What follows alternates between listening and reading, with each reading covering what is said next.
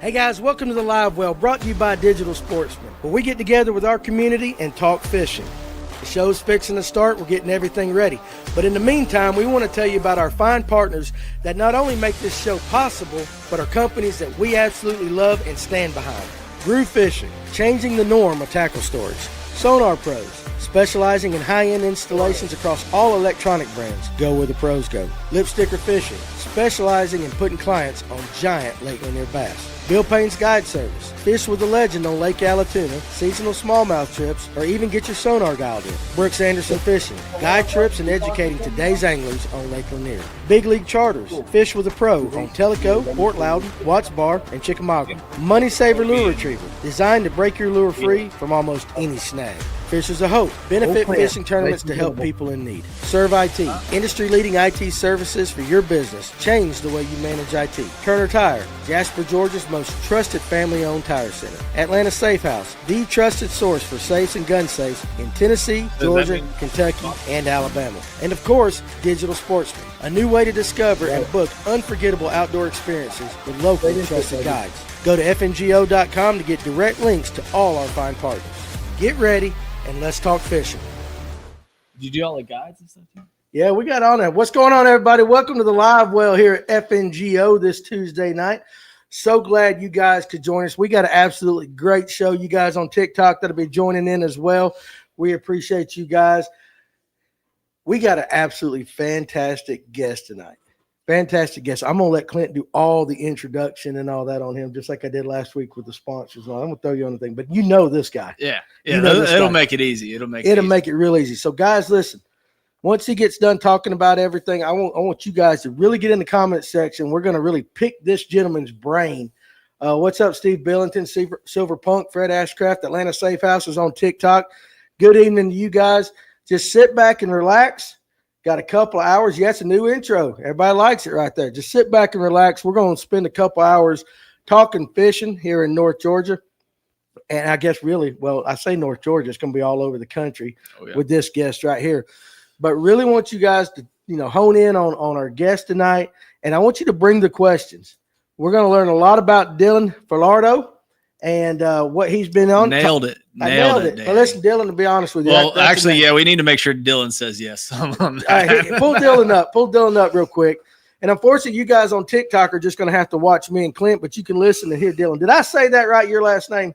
Yeah, you nailed it. That was perfect. Listen, you know why I nailed it? Because it took me 522,000 times practicing it today to do that. So, Gary Heath, Bristol, Virginia in the house and all that. So, nice. I'm going to turn him up, make sure you guys on I got to do it on this. Make sure you guys on TikTok can hear him. If it's not right over there, you guys let me know. But anyway, listen, this guy is hot. This guy, and he's good at fishing. And he's good at fishing. Like, I don't mean it that way. Listen, he's a good-looking fella. But he has got it going on right now. We've actually been watching him for the last couple of years from down here at the shop, and I really think it's going to be really cool to get his story, get what all he's got going on. This gentleman right here is going to be fishing the Bassmaster Classic in 2026 in his home state of Tennessee, right? We're Talkin Tackle, his shop where he owns is located. That's a hell of an accomplishment. But to do you justice, I'm going to let Clint introduce you to all our viewers, and we'll just go from there and get this conversation started. But I appreciate you joining the Live Well tonight. So, Clint, take it away. Yeah, guys. So we're super fired up to have Dillon on the show. Thank you guys so much for tuning in and watching. We were so stoked to see him get a big win last week in the Open. And the main reason I wanted to bring him on is just because he's got a really cool story, and I kind of want to bring that out for you guys to hear his story. He's come a long way. It's kind of a little bit all over the place. So, Dillon, I want you to introduce yourself and talk about, like, how does a salty guy from the Northeast end up hoisting one of those Bassmaster trophies? He's a Yankee? He's a Yankee. Oh, my bad. Never mind. Cut the show. Cut the show. No, I'm kidding, boss. I'm kidding. Yeah. No, it was a long road, long road to get where I am now. And, the Bassmaster Classic and just bass alone was always the dream.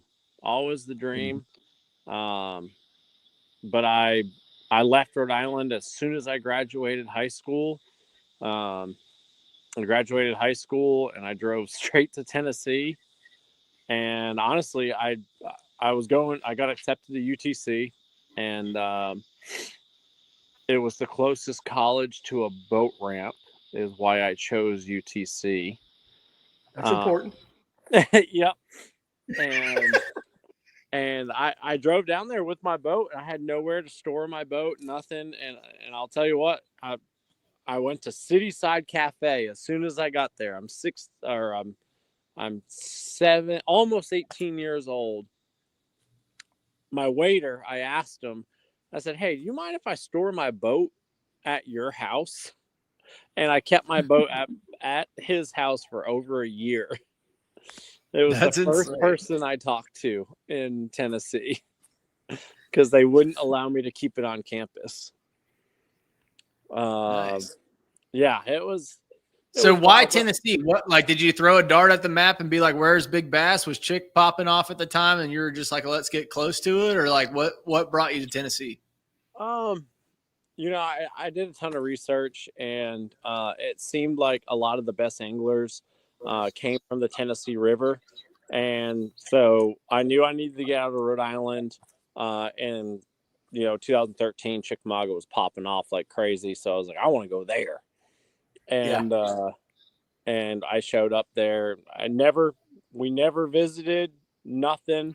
I just showed up for the first week of school, and or I showed up 2 weeks early, and I fished every day.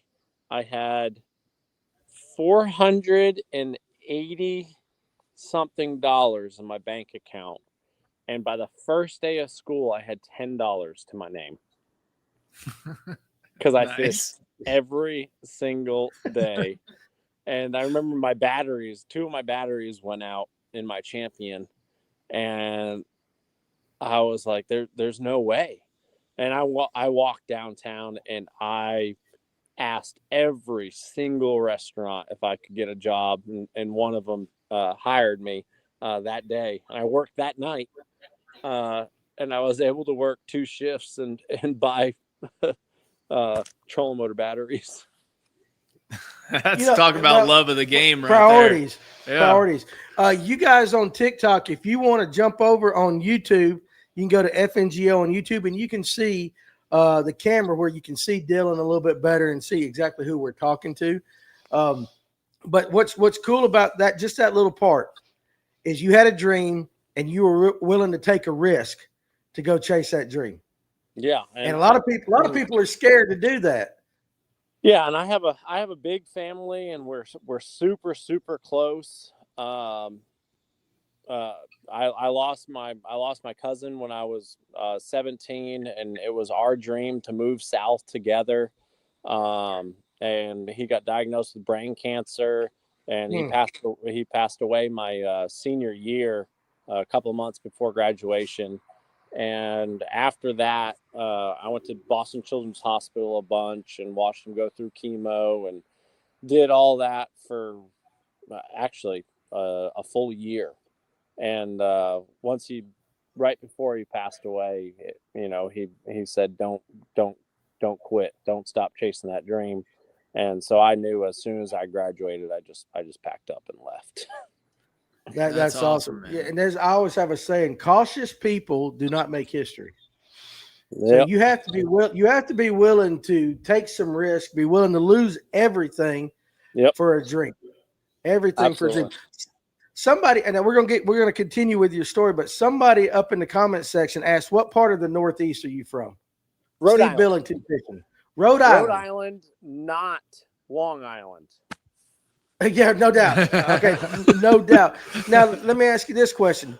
The differences in bass fishing in Rhode Island and in Tennessee in the South. Just kind of compare the two. All right. The best way to compare it is blast off. So, everyone's pumped up and ready. And down south, you're on you're sitting in your driver's seat. You're about to get up on plane, maybe making a 10-minute run, maybe making an hour-long run. In Rhode Island, you're all standing up on the trolling motor, and they say, go. Oh, you zoom off. Because they don't allow engines on most of the ponds in Rhode Island. That's Hey, crazy. do y'all have a lot like electric only size ponds and A stuff like lot that of in them, Rhode Island? yeah. Okay. Our biggest pond, Johnson's Pond, you might be able.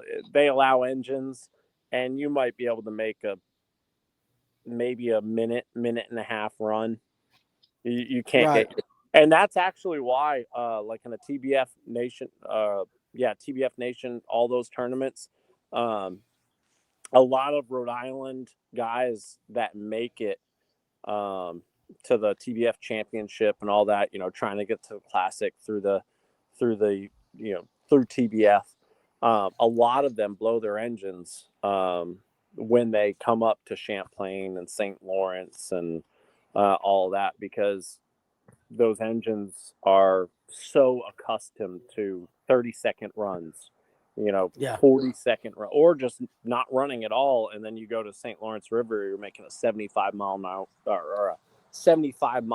run from Waddington to the Right. lake, and their engines just blow up. So Ain't that crazy? Wow, that's wild. So Fred Ashcraft in the comment section said, it's all about how much you love something to chase it. Congrats to him for making the classic. Big dream of a lot of people. Now, yeah, you just qualified for the classic, but there had to be a lot of steps, from start to finish in that dream. So kind of just give everybody. Take us back to college. So take us back to college and like where that took you from there. Mm-hmm. Let's get back into that story. Yeah, I mean, I want to give a huge shout out to my boss in high school. He hired me when I was in 8th grade, and I worked 38 hours a week all through high school. Was able to buy my first boat, my Champion. Which funny story, I'm actually staying at one of my buddy Brett Carnwright's house right now, and this is Brett actually walking down the driveway. And what's up, Brett? What show are you on? I'm on North Georgia podcast Fish, right now. Fish, And baby. Him and I fished together in the Junior World Championship on Lake Lanier, right? Yeah. On Lake Lanier when we were 2010, so 15 years ago. Wow. It would have been Great. August during the Horsewood Cup. I think that was the one that Kevin, what's the hot guy, or the younger guy from California won it, and he doesn't fish anymore. I feel like his last, Kevin Hawk?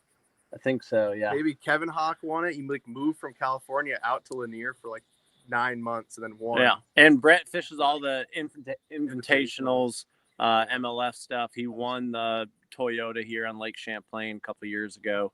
That's awesome. But yeah, so that's how we met. Yeah, that's how we met back then in my Champion, or actually in my first boat, my Ranger, and we sank that boat on this lake. Yeah, transit crash.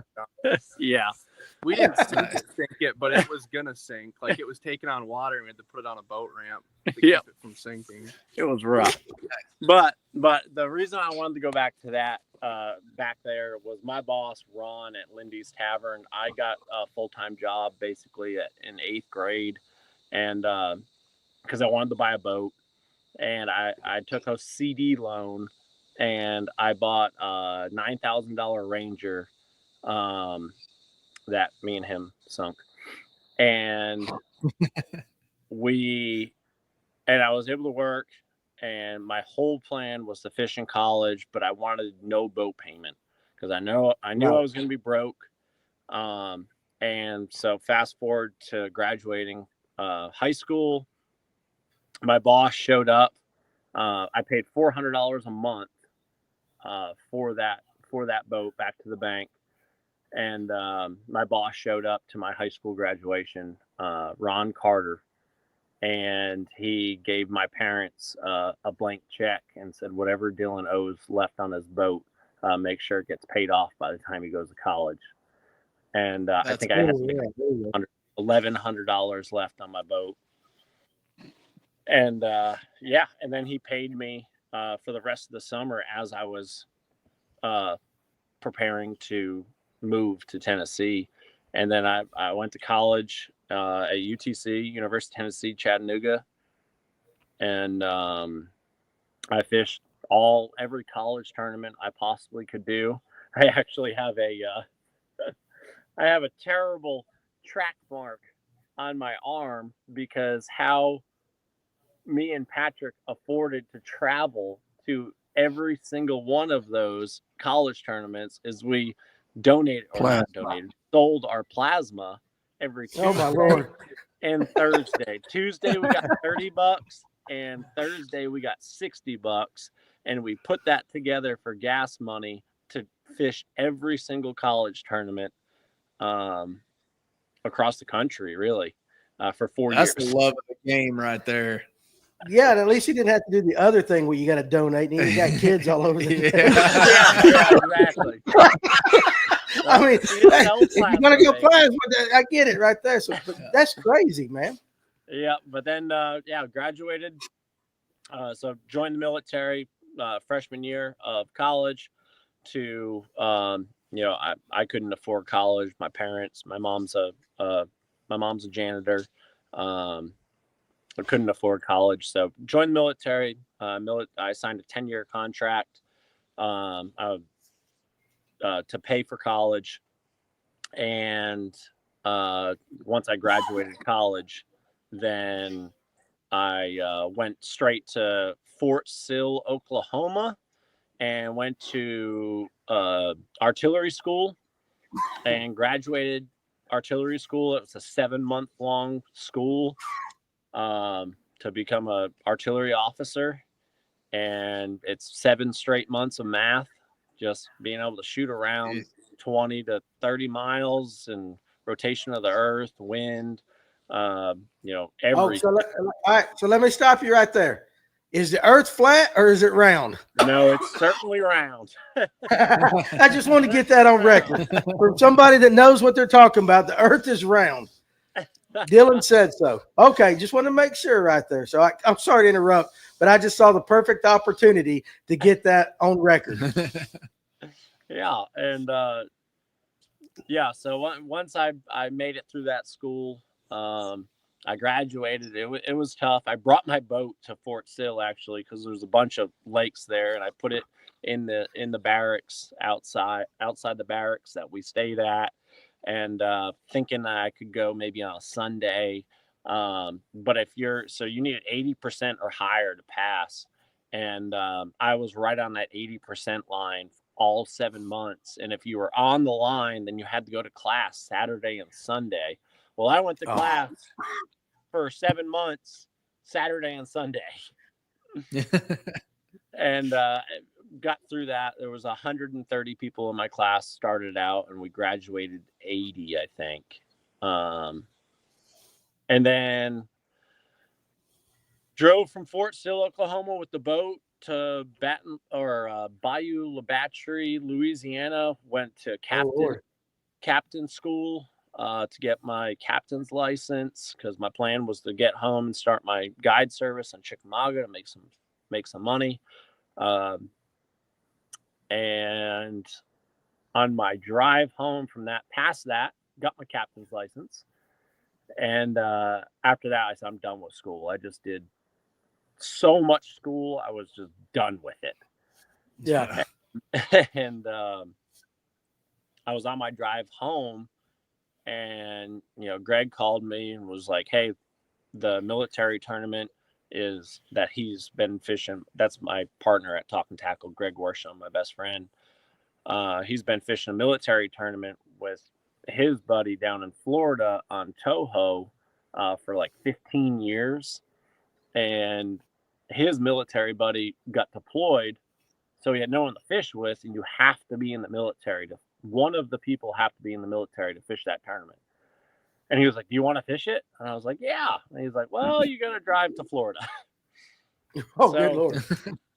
Took another turn, and I drove to Florida, and we fished all week long on Toho. And the last day we were there, my phone during the tournament, it's a five-day tournament. It's super cool.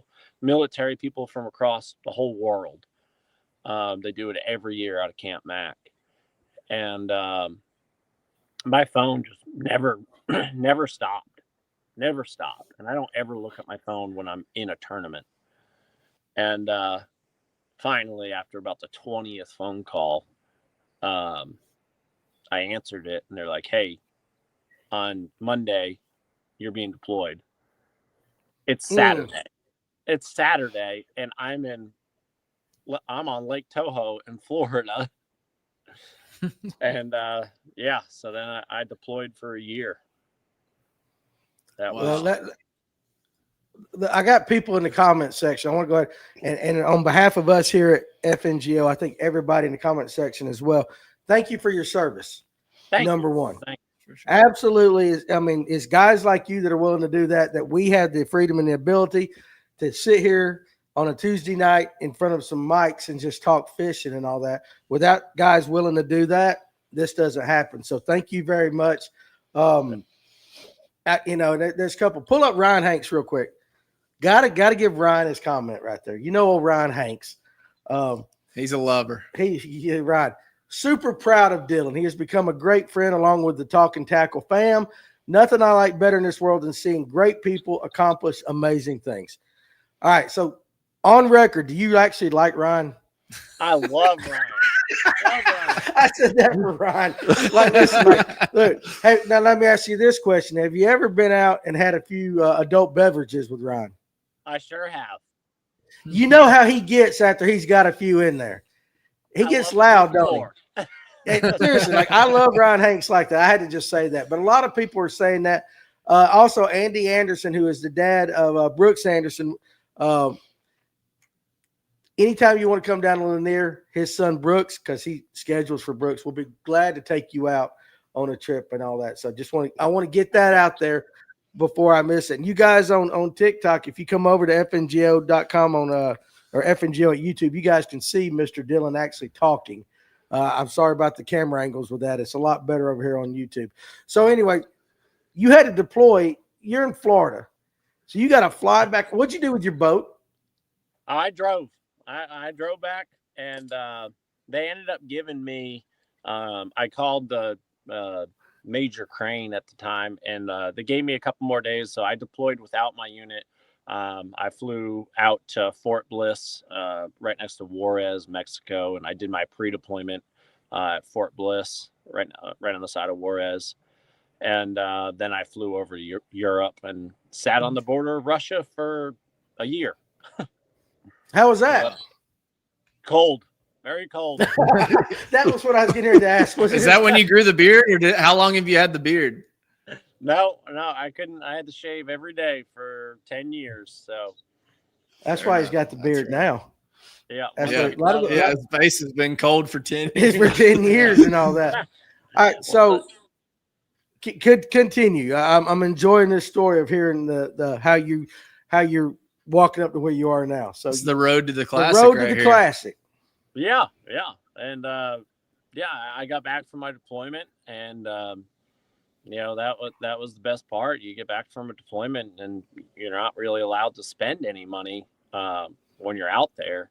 So came back with a good chunk of change, and opened the guide service, and then had the idea of the tackle shop, and took a couple of guys out. Sean Grower, that's our investor, him and his wife Chelsea Grower, and they were talking about wanting to help out a local business or start a local business, and the idea started popping up in my head, and I called Greg, and I was like, Greg, I think I have someone that might want to do a tackle shop. And he was like, I'm down. I'll quit tomorrow. And I was like, really? Oh, yeah. And I was like, I'm taking them again at the end of the week. And he was like, yeah, run it by him. Well, I ran it by him, and within 36 hours, we closed on the building. Oh, that's insane. That same weekend, I called Greg and I said, yeah, we own a tackle shop. And he was like, all right, let's do it. At that point, you're committed. Yeah. At that point, you're committed. Yeah. But what's really cool about y'all's tackle shop is not just it's a tackle shop, but it's almost like a lodge kind of thing. Yep. where you could actually go and stay. I don't want anybody in North Georgia spending the night at our tackle shop because you guys are shady. But I guess in Tennessee that's okay. Yeah, we got a 3-bedroom lodge, 2 beds in each bedroom. You got a TV, a refrigerator, full bathroom, Great place everything. to stay. Yeah, awesome place to stay. And then the tackle shop is right downstairs. And Greg is who fills the tackle shop, and you can show Greg. He keeps the beer stock too. Oh yeah, You got beer in the tackle shop, so you can one-stop shop, tackle, beer, and a bed. I heard the beer ran out after you won the tournament. Yeah, no, I don't know. Aquaholic on TikTok says gonna stay at night at Danny's shop. No, you ain't, because this place is haunted. You don't want to stay here at night by yourself. It's a little spooky, dude. I'm telling you, there's like you be down in the basement pouring jigs or something, you hear people walking up here. Now, if you're into that kind of thing, I got the place for you. And Titus, I'll get to that question with Dillon here in a little bit. So all of a sudden now, you come back from deployment, you own a tackle shop. Yeah. Now, I'm sure that wasn't on your bingo card for that year. It was a shot in the dark, and it took off. I thought maybe it was going to be a 1-month thing or a 6-month thing or a year late. No, it was literally 36 hours. The building was bought. And we did 9 months of renovation. So guide all day. Tanner and me and Tanner Huckstep would sit under the light at Chester Frost Boat Ramp, and rig all of our rods and talk about the game plan for that day. We get there at 5 a.m. and then fish till 3, drop our clients off, drive to the shop, and work on the shop till midnight. We did everything ourselves. So we would work till midnight, 1 a.m., 2 a.m. I remember Easter, the night of Easter, we were painting in the shop, and Tanner stepped in the thing of paint, and he was like, "That's it, I'm out." And we looked at the time, and it was like 4:15 a.m. And he's like, I'm done. And he just walked out the door and went home. But you got to do that. A lot of people think owning their own business or tackle shop and stuff like that is really cool, but they don't realize the work that you put in behind it to make it right. Joshua Goad wants to know, were you a National Guard or Reserve, or were you full-time?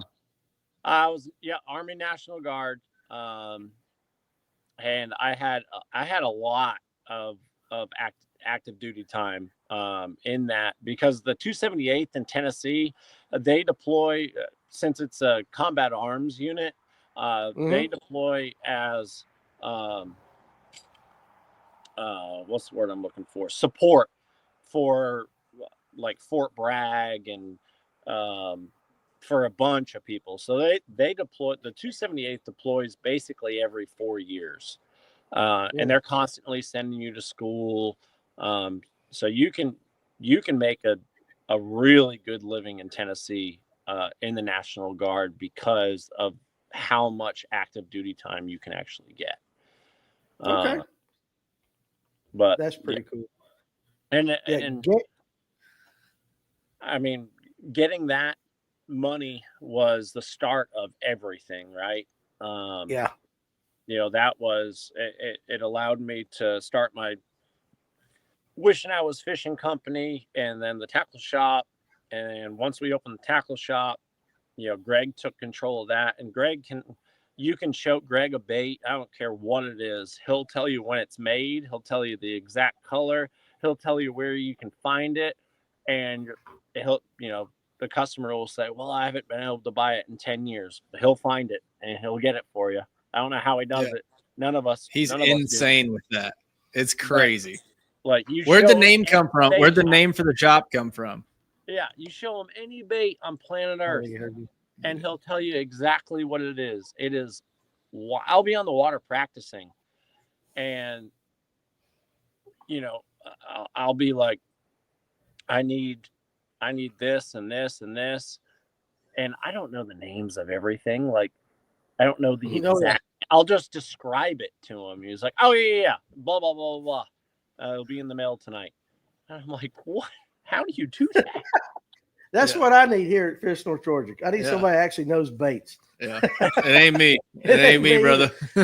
Gary Heath in the comment section said, I've drove several times from Bristol to Hickson to Talkin Tackle. It's over 3 hours. So that's a compliment in and of itself that somebody's willing to take that time to drive all the way out there. Yeah. So that's pretty cool.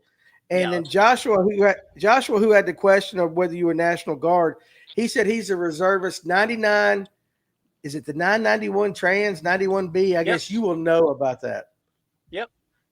Yeah, that's awesome. Good for him. I mean, it's a lot of work, especially it's so hard, especially being an officer in the military, like National Guard. It's supposed to be, 1 weekend a month and then 2 weeks a year for your summer training. And it's not that at all. It's at least 2 weekends a month, and it's a month-long training. And as you get higher in rank, like I was up for my captain slot, and then you go to all the month-long trainings throughout Tennessee. So it's a lot more than it's so hard to have an actual job and be in the Guard because in the officer role, because it's a lot of time. It is a lot of time, but I had to do it. They paid for all my college. I wouldn't be here today without them. And with my college being paid for, then I could come back to Tennessee and kind of wait out my contract. And that's exactly what I did. After my deployment, opened the tackle shop, guided 5 days a week, did my military stuff on the weekend. And then my contract was up 3 years ago. And as soon as my contract was up, that's when I started fishing tournaments for points, because you couldn't fish anything for points while being in the military, because if you have to go to drill, you got to go to drill. If you got to go to a certain school, you have to go to that. Like they own you. Right. So once I got out 3 years ago, then I started just BFLs in the volunteer division. Won Angler of the Year in the volunteer division that year. So I was like, all right, I can compete with these guys. So the next year, everybody was saying the choo-choo division is where your best anglers are at. That's like your top of the line BFL local guys are at. So I left the volunteer division. I went to the choo-choo division, and then I joined the Central Toyotas. And I won Angler of the Year that year in the choo-choo division. And then I did really well in the Toyotas. So that was last year. And then that's when things started really falling into place. So I got a phone call from Yamaha and Skeeter. Jareth is the Eastern rep for Yamaha and Skeeter. Called me and he was like, how would you like to fish the opens? And I was like, it's been my dream. That's what I'm working towards. That's right. So they're like, we can put your name in a priority spot. And I was like, let's do it. Now it's time to try to get as many sponsors as I can to get some money rolling in, because it's so much money. And I would not be sitting where I am right now on this boat without my sponsors. And it's a big deal to get a sponsor. Oh yeah, I didn't know it was Yamaha. Mm-hmm. You didn't tell me that. Yeah. Why didn't you give me that information? Easter egg in there. Yeah. Huh? Why didn't you give me that information? You know what? Since you brought up sponsorship and all that, there's a lot of guys that watch us that are like, they want to get into that game and all that, but they don't understand the sponsorships and how hard it is, especially in this day and time, to get sponsors and all that. So real quick, just kind of talk about, you were blessed to have that approach, but in the real world things. You put in the time. Yeah. So like, how did you put in the time on getting sponsors? Like, like you've obviously put in the time with everything you've done up to this point. So like, what was your game plan going into getting some sponsors that might help some people out in the future? Yeah. So of course, talk to your talk to your local companies and people that that own companies, and ask for support and stuff like that. Is not going to be a massive amount of money. Absolutely not. But for your bigger companies, put an awesome resume together. Have a cover page, just short, sweet, explaining everything, what you're fishing, blah, blah, blah. And then I did a 7-page PowerPoint where I actually can get up in front of a boss or an owner of a major company and present my PowerPoint and basically present myself. And you want to talk about what you can do for them. You don't want to talk about what they can do for you. You just want to talk about what you can do for them. You're a walking, talking, driving, boating billboard. And some major companies, spend upwards of $100,000 a year on advertisement. If you're looking for 10 grand, and don't put a number in there, let them come back to you with what they think an appropriate number is, because you might be looking for $2,000, and to them, they're like, well, we'll start you at 10,000. You know what I mean? Yeah. So just having a good resume and being able to talk to strangers and present yourself. Yeah. How about this question? How many times were you told no? Because I think a lot of people, there was a comment about a lot of too many anglers feel entitled for sponsors and all this stuff. You have to be willing to be told no. You got to be able to accept that, because it's going to happen. Yep. I got told no a ton. Still getting told no. I mean, I definitely. May I sit in here with the light? Yeah, it should be all right. Like you look good now. There you go. Yeah. Yeah. I know it was getting dark out there. Oh, perfect. Thank you. I even got a phone holder. Oh, I can lean it up right here. But no. Yeah, a ton of people definitely, said no, and you have to just be consistent and check up on them. And I know, for next year, I definitely need more. I need a title sponsor. I'm still looking for a title sponsor, but the more you can get, obviously, the more stress it takes off of you, and the more you can focus on just catching bass. Because you're spending upwards of, what did you spend last year in gas? For what? Oh, 15 grand. Yeah. So Brett spent 15 grand in just gas traveling to the Invitational last year. It's crazy.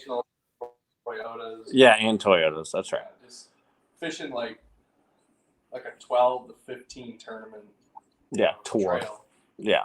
So it's a lot of money, and you just have to send your resume as many places as you can. And I like to try to stay local. I really want to get a meeting in with Moon Pie. They're local, Chattanooga, big company. They sponsored us in college. So I'm really looking forward to trying to reach out to somebody in Moon Pie and just get me a meeting in there. Listen, I want your scraps from Moon Pie, because if you look at this body was built by the banana Moon Pie. There's beer. Yeah, there's beer involved, but dude, a banana Moon Pie and an RC Cola, my Lord, that's good stuff right there. When we were at UTC, we would pull into a college tournament, and all the boats would line up, and we would drive down the line and throw cases of Moon Pies into everybody's boats. That's awesome. I'd be like a pig in shit. Like, seriously, I like Moon Pies. They're not healthy for you. They're not on Clint Bartlett's diet that he's got me on. But I would break that diet for a case of Moon Pies like that. Let's see. Hey, Chris Knoll wants to know, Dillon, what's an example of what you can do for them? Like when you're talking about when you're approaching a company, and I have my own thoughts, but let's hear it for you. When you approach a company and you're pitching them, how do you explain what you can do for them, for some of these guys that are wanting to learn and try to get in that game? And Titus, put that comment up again. We'll ask it. Every company is different. If you're with a fishing company, a bait company or something like Cast, I'm up here practicing. I'm practicing hard, 14-hour days.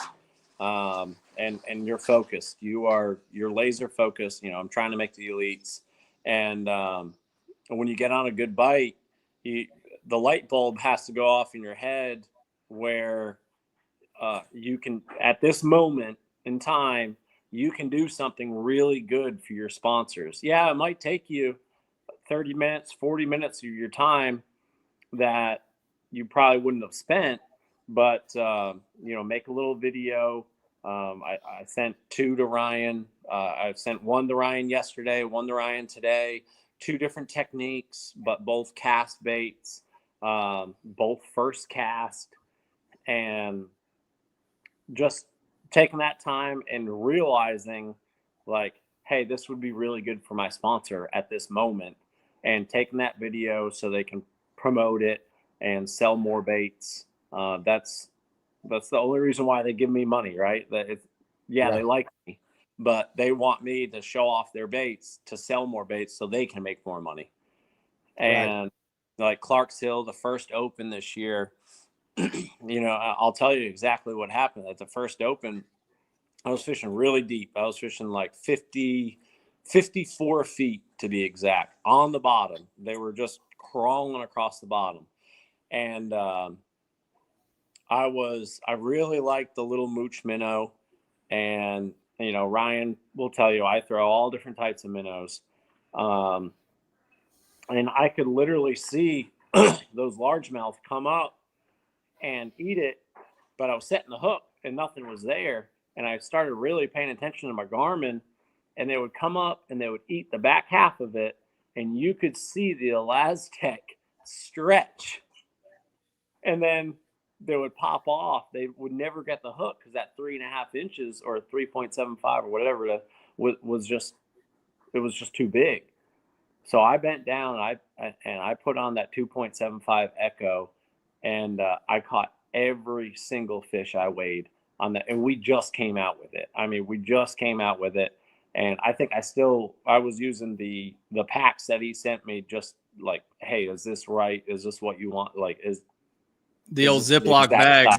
Yeah, exactly. We got the Ziploc bag. Yeah. The trial pack. Yeah. Is that what it was? The trial pack. And I ended up catching a 6-pounder, and then I caught a 4, and I'm freaking out. I made top 5, and I don't think I would have made top 25 if I didn't have those in my boat, because they were not eating anything bigger than that. They would peck at it and just nip at it.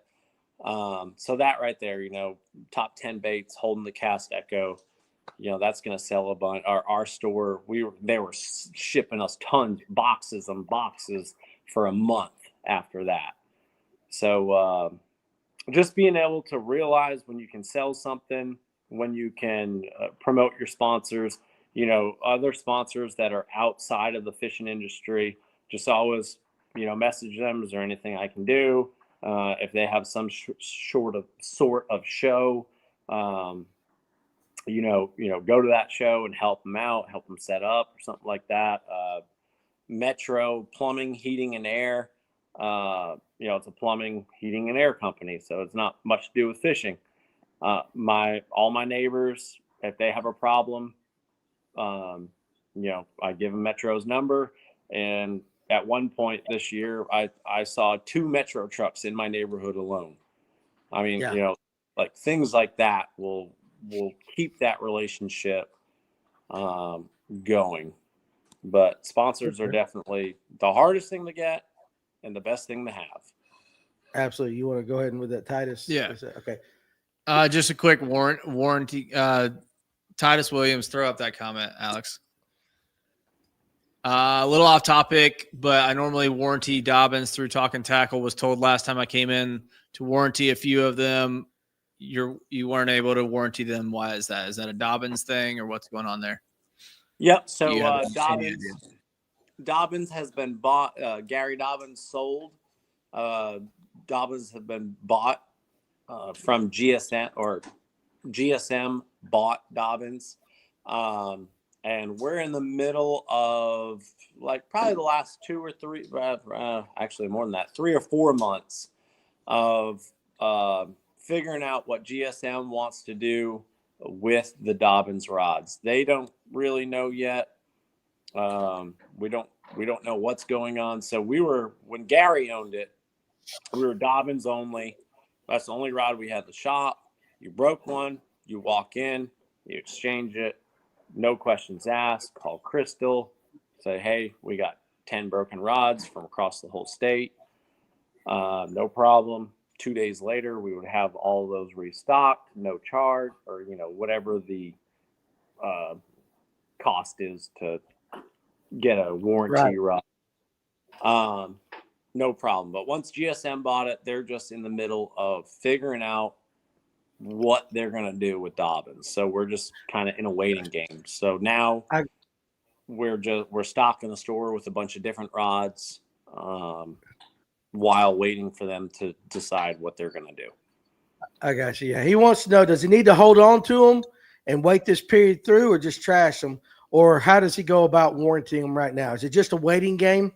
No, warranting right now, you just call GSM. They're on the Dobbins page. If you just go to Dobbins Rods, it's GSM's number. Call them. They'll give you a tracking number. You can just send that rod in. They will send you one back, but it's just going to take a little while. It's not a walk into the store and get it done right away type of deal. Gotcha. But that makes sense.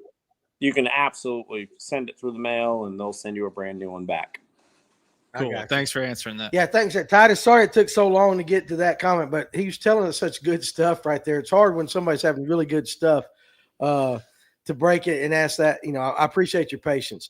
So I want to get back to the fishing, because that's really because I want to pick your brain a lot tonight. So I want to make sure your story is great, but at the end of the day, everybody wants to know how this guy catches fish. Yeah. And we want to squeeze you for some juice too.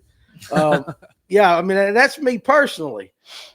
Do you consider yourself a power guy or a finesse fisherman? Let's start off right there, and then we'll get into the classic and all that stuff. Ooh,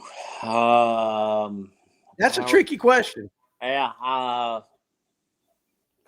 I mean, before this season, I would have said a finesse fisherman, being, fishing 10 years on Lake Chickamauga. But, oh, man. I mean, my two biggest bass I've ever caught, I have a one right at 12 and an 11.8. And both of those are on Chick. Both of those are on a 2.8 Kitech in the wintertime. A spinning rod, real light tackle. But my favorite thing to do in the world is holding 1.5 ounce weight, punching, throwing a glide bait, and throwing a frog, and throwing a chatterbait. I mean, chatterbait has made me more money in the last 3 years than any bait combined. Really? Oh, absolutely, 100%. 100%. I mean, Chickamauga Toyota this year, 31.5 pounds. That was all on a chatterbait. My win on Upper Chesapeake, chatterbait and a square bill. I mean, tons. Pickwick this year, chatterbait. Gunnersville, caught a couple of my key fish and chatterbait. I would say now a power fisherman, now that I'm traveling. Okay. And everything. So what do you like in a chatterbait, and like kind of your setup for a chatterbait? Like so if that's one of your go-tos, like what do you like in a chatterbait, and what do you throw it on? I always throw a jackhammer. I've tried all the chatterbaits on the market. A jackhammer, you will, and actually happened to me on the Upper Chesapeake. It's the only chatterbait on the market that when it hits the water and starts sinking, it actually chatters. And my biggest one, the 5 pound, 10 ounce bomb cast, 130 feet out, hit the water, click over the bail. I have that fish on. I mean, it was chattering on the way down and I ate it. But a Hog Farmer Spunk Shad 4.5, if anybody knows me on Chickamauga or anywhere in the South, always throw a Golden Shiner. And then I throw in a Dobbins Champion 736. So it's a 7 foot 3 extra heavy glass. It's their chatterbait rod. It's all glass, and it's an extra heavy glass rod, so you can still rip it through grass. But when you hook up to them, you got to really lean into them. I was having a big problem losing a lot of fish. Once I got that rod, I bought 3 more of them, and I'm very, very happy with that 736 for sure. I got That's you. awesome. So Kara Pruitt on TikTok, let me tell you something. That woman's got some fingers. She's got that like button going like, She's like, like, oh no, like she did that to us the other day. Like, I'm telling you, you've got the most in shape set of fingers out there in this world. 'Cause she hammers that thing. I mean, just like, and I just want to tell you, Kara, we appreciate it very, very Thanks much. for the love, Thank Kara. you for the love. Like, I'm telling you, do you fish the chatterbait around wood, rocks, especially water with smaller fish, or specifically grass only? Pretty much grass only. I look for, usually 9 times out of 10, I throw a 1/2 ounce chatterbait. I don't ever, this is actually a really funny story. I love a 1/2 ounce chatterbait because I want it to get buried up in the grass, and I'm always reeling, but I'm ripping it out, and, if you're practicing and then fishing a 3-4 day event, my ribs will be completely bruised from ripping that chatterbait all week. But on the upper Chesapeake, where I found the fish on low tide, the grass was only about 8 inches, 10 inches underneath the surface, and that 1/2 ounce, I couldn't do it. And I was like, I need a 3/8, and I go in my boat, and I had 29 in the package, brand new jackhammer chatterbaits, and I had 1 single 3/8. 1 3/8. One. And I called Greg, and I was like, Greg, tournament starts in 2 days. And he's like, I got you. He went straight to the post office. Actually, my girlfriend, Callie, went to the tackle shop and picked up the package from Greg, went to the post office like 9 in the morning, overnighted all my chatterbaits to me. Because after awesome. a day of fishing, I take it off and put a new one on for a sharper hook. And I can't stand when the blade, if some of the black of the blade starts scraping off, I'll Sharpie it. But the Sharpie only lasts for so long. So I just want a brand new one every day. I get that. So Chesapeake is where he just won that qualified him for the Bassmaster Classic, correct? Correct. So tell us a little bit about that tournament, because I noticed something, and like I said, I've never fished up there, but I noticed you said tidal. I guess it's a tidal lake, and I don't think a lot of guys realize to be great on the professional level, you've got to be able to fish so many different types of bodies of water and everything. So tell us a little bit about that tournament, and for some of the guys down here in the South that don't get to fish a tidal fishery, what's so different about one of those that maybe we're not aware of? Yeah, it was definitely an eye opener. I've never fished tidal water before, and I had no idea it was going to be so massive of a fluctuation. It was like a 3.5 to 4 foot fluctuation throughout the day. So it was a lot more than I imagined. I thought maybe a foot, maybe 2 feet, but it was double that. And after the first day of practice, I kind of put 2 and 2 together. As the tide's going out, it would create current breaks in the grass, and certain grass clumps would then come up to the surface, and you could see the current ripping by it. And then it just made sense when you fish nickajack. Nickajack is a real thin body of water, and when you're fishing grass on the actual river of Nickajack and not in Marion County down in the lake, and the floodgates are open or they're pulling a lot of current, then that's what you need to do is fish the edge of that grass and bring your chatterbait or your spinnerbait down the eddy because they're just sitting in that grass looking out in that current break. And so I put that together, and it worked right away. Could catch as many bass as I wanted down a couple of stretches down while the water was falling. And then low tide, it grouped them all up.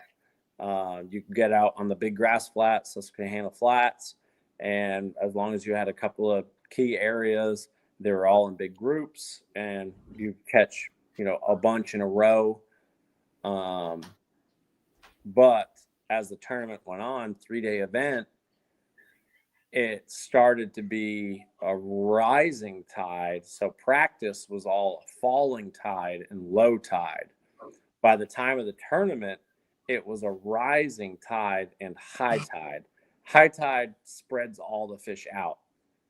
And for sure, that was, I had, and low tide with it falling, and then at dead low in practice, I actually had a 28-pound bag in practice, and that was, catch a big one, okay, mark it all up, what I thought that big one was on, scan around, mark it all up, drop 10 or 15 waypoints, and leave. Go 5 miles somewhere else on the flat.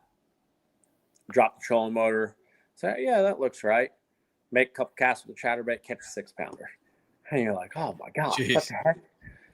Yeah. Mark it all up, 5 miles across the other side of the flat. Drop the trolling motor. Yeah, that looks right.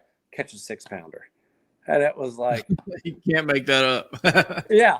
I mean, I was talking to my buddies that I travel with, and they're like, you got to be kidding me. I'm like, no, and I'll have 15 of them behind it.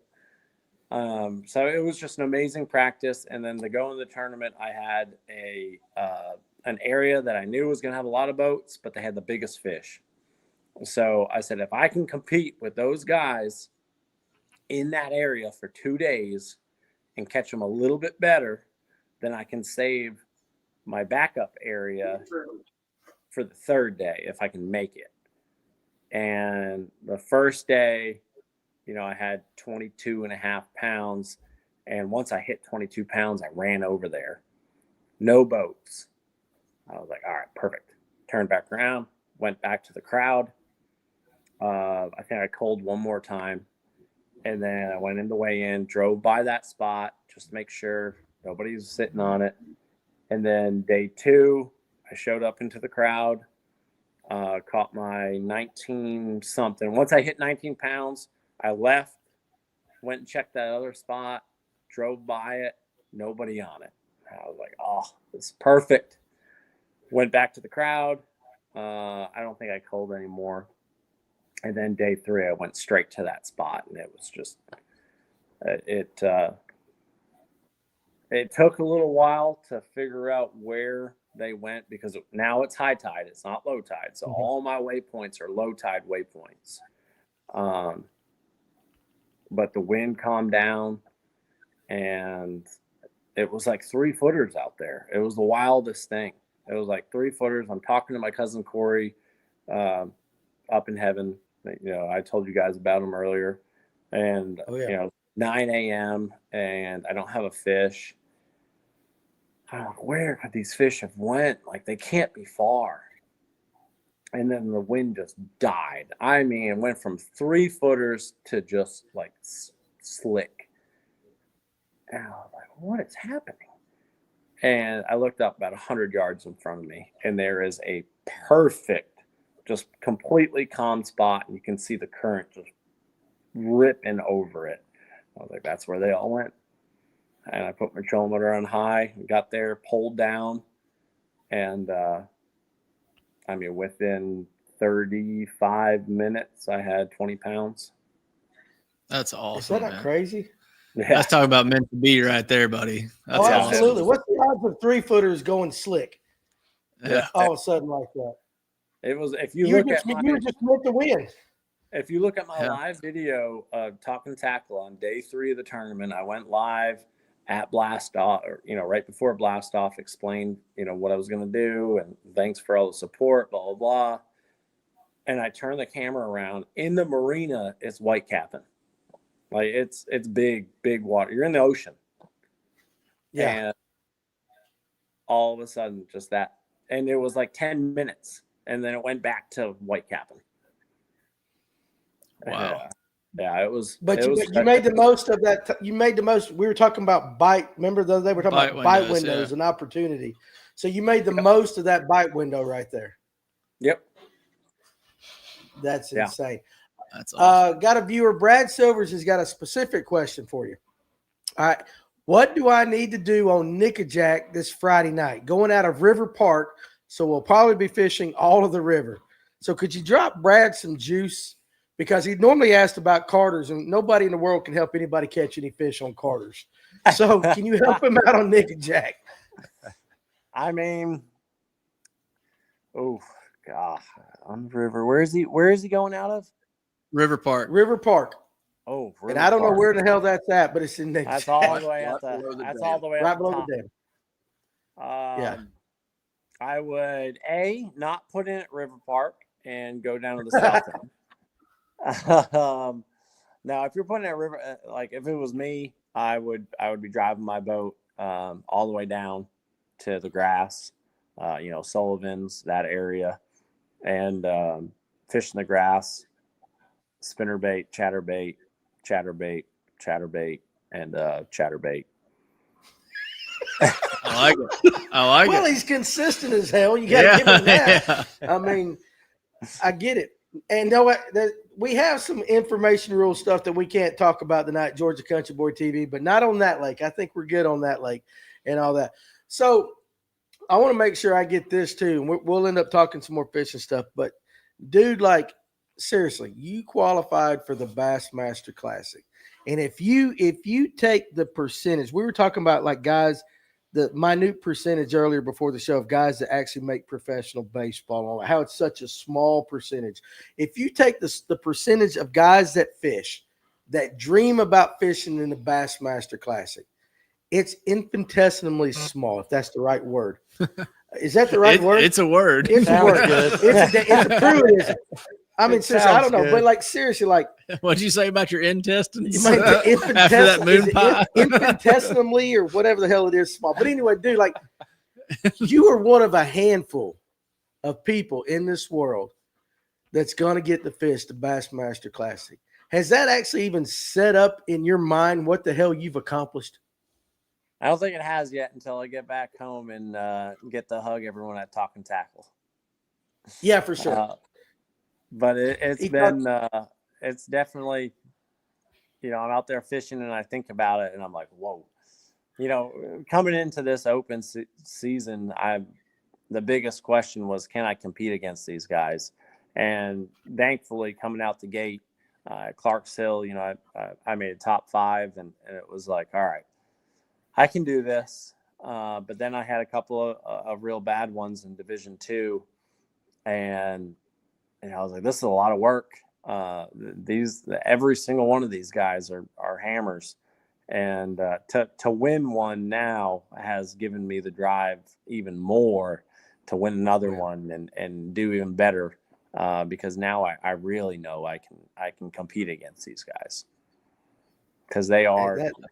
So good. There's so many young guys in these opens that just they know those electronics better than anybody, and it's just time on the water, just as much time on the water as possible. But that's awesome, man. Yeah, so when it comes to the Classic and you're dumping your boat in next spring, who are you just gonna be like? Who's on your A list that you just want to just say one word to, or hey, what's up, man, to at the Classic next year that's gonna be fishing it? Brandon Polinick, for sure. Brandon Polinick pretty much got me through my entire deployment. I've always been, the happiest guy. All my friends make fun of me on all of our fishing trips. Greg and Tanner, Max, all of them just make fun of me because I wake up and the alarm goes off, or I don't even set an alarm. I wake up first and I'm singing and I'm just happy. I'm just ready to get out there. And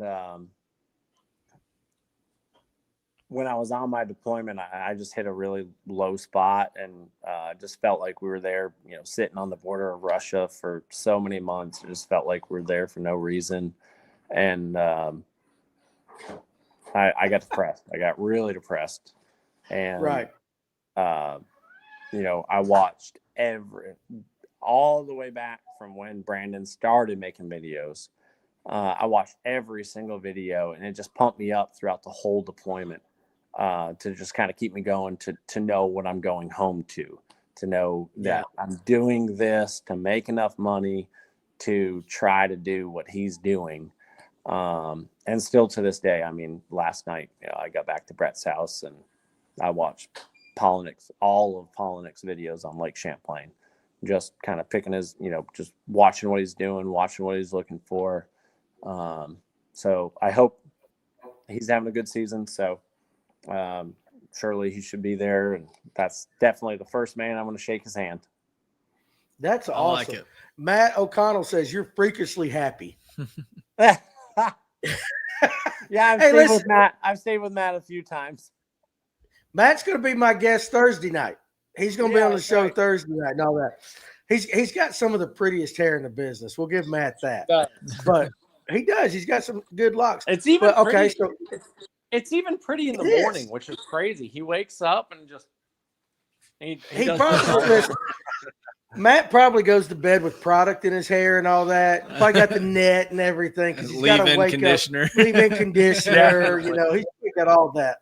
He's got all that. All right. So on that same thing, now I'm going to ask you this: when you compete against these guys in the Classic, and you may like the angler, you might not be against it, but is there one angler that you're like, you know what? If I could just beat this guy, if I don't win it all, which I know you won't, but who's the one angler you want to compete against to kind of, get your kind of he's like me on the Triscuits. on the Triscuits. Like, who's the one angler that you want to? Funny. Matt says, funny enough, I'm having a great hair day today. That's Matt. He's crazy. But who do you want to compete against? Yeah, of course. You like Polinick and you want to shake his hand and all that, but who's the one guy that you're like, you know what? If I can finish higher than him in the Bassmaster Classic, win or lose, I've done something. And even out of respect, you know what I'm saying? Who's ever in the lead? That's a good answer. That's the smart answer. Yeah. That's the smart answer and all that.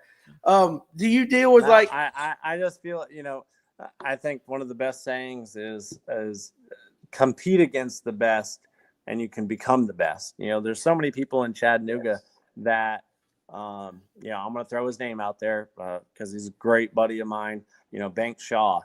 If people are going to sit there and complain and try to take some things away and change some rules, I love the CBAs. I fished a ton of them when I was in college. And then when I was in the military, it was just so hard to fish for points. And that's where the money is, and it is in the points. But you have to, if you're going to go out there and fish, that's the only way you're going to get better is by getting beat. Yeah. So you want to fish against the highest level so you can grow and become that way. So that's why I said who's ever in the lead, because it's not a certain person. It's just who's ever at the highest level at that time. I want to try to compete against them, because even if I fall a little short, thing my dad taught me when I was deer hunting, when, I was young, aim small, miss small, aim at the smallest little spot. I bow hunted all through high school. You aim at the tiniest spot behind that front leg. And if you miss a little bit, well, you still got the deer. So same thing in bass fishing. It's you aim at the highest. If you miss a little bit, at least you still got paid. I got you. You know who I'd like to beat just because I like him? I'd like to kick Drew Cook's ass. Yeah. Because like me and Drew could have like a prop bet going on about beer or something like that. But it's out of respect, because it'd be like, you know what? If I can beat Drew Cook fishing, I've accomplished something, because it's so good. I mean, how about this? Who's your hero in fishing? Who's your heroes?